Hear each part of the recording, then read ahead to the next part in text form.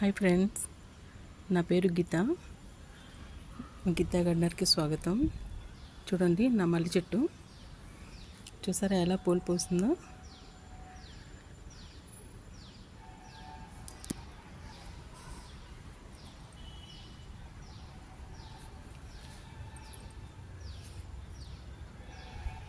మీ చెట్టులో కూడా ఎలాగ గుత్తులుగా పువ్వులు పూయాలంటే నేను చెప్పినట్లుగా చేయండి. చూడండి, ఇలా మొక్క మొదల్లో మట్టిని లూజుగా ఉంచుకోవాలి. చూడండి, ఇదంతా నేను ఎండిన ఆవు పేడ వేసాను. చూడండి, మట్టి ఎప్పుడు ఇలాగ లూజ్గా ఉండాలి. చూసారా?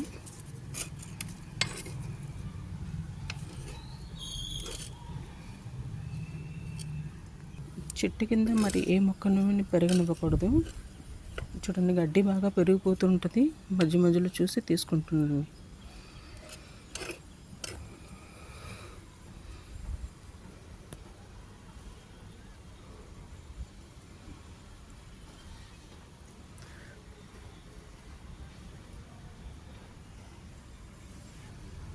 చూడండి ఫ్రెండ్,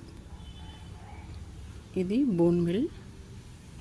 చెట్టు మొదల్లో వేయకుండా సైడ్ వేసుకోవాలి. చూడండి, నేను ఎలా ఇస్తాను.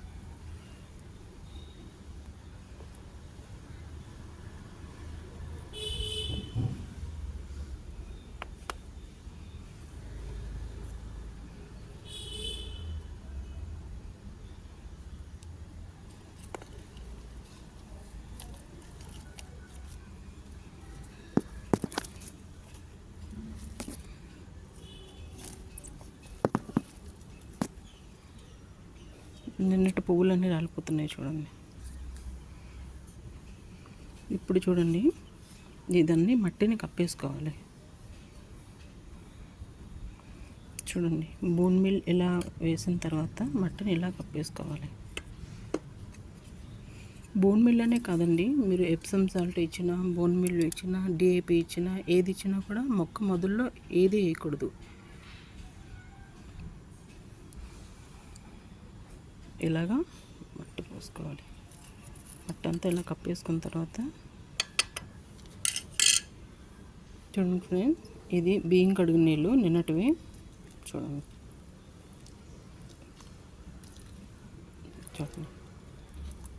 ఇలా సైడ్ వేసుకుంటే అది అలాగా స్లోగా వెళ్తుంటుంది.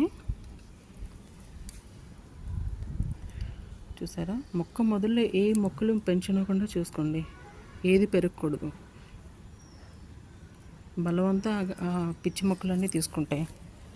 ఇది అందరికీ తెలిసిన విషయం కదా, చెప్తున్నాను. చూడండి, మీ చెట్లో కూడా ఇలా పువ్వులు కావాలంటే ఇలా నేను చెప్పినట్లు చేయండి. వారానికి ఒకసారి, లేదంటే 15 డేస్కి ఒకసారి బోన్ మిల్, లేదంటే Epsom salt, banana peels powder,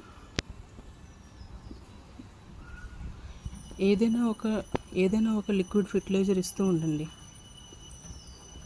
సరే, ఎలాగ గుత్తులు పూస్తుందో. మళ్ళీ ఈ పువ్వులు పూసిన వెంటనే మళ్ళీ మొగ్గలని పూలని పూసిన తర్వాత మంచిగా ఆకులు మళ్ళీ తీసుకోవాలి. ఆకులు అస్సలు ఉంచకూడదు. ఆకులు మొత్తం తీసేయండి. మళ్ళీ కొత్త చిగురులతో మళ్ళీ కొత్త మొగ్గలు వస్తాయి. చూసారా? నాకు అసలు తీయాలని కూడా అనిపించట్లేదు చెట్లోంచి.